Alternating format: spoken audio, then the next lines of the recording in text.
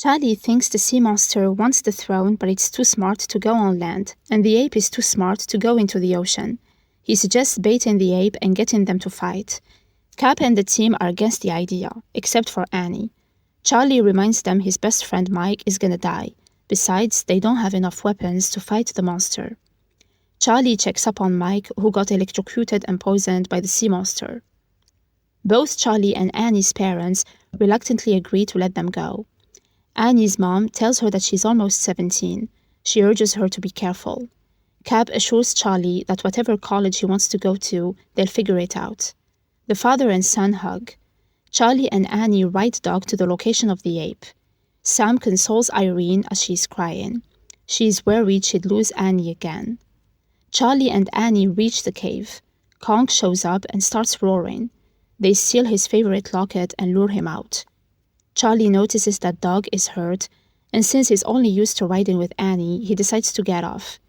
He calls Annie the coolest girl he's ever met and jumps off Doug's back. Cap sees as Annie is riding Doug alone, so he rushes to the woods to look for his son.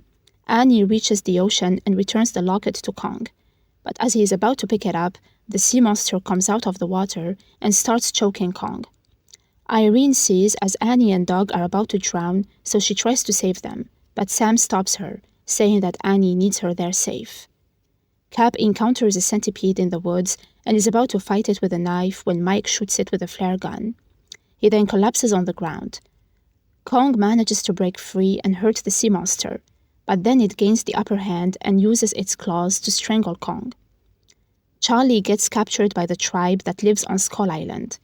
They vow to make him suffer for what he did to Kong. The sea monster takes Kong underwater and tries to drown him to death. Kong grabs the ship and hits the sea monster multiple times. He manages to knock it out. He swims up and sees as Annie cries and urges Doug to swim to the shore. He decides to help them and bring Doug to safety. The sea monster comes out of the water, but a furious Kong grabs it and punches it several times to death. Kong starts beating his chest, but calms down when Annie shows him the locket. As he sees the sea monster carcass in the water, he rips it apart and throws it into the sea.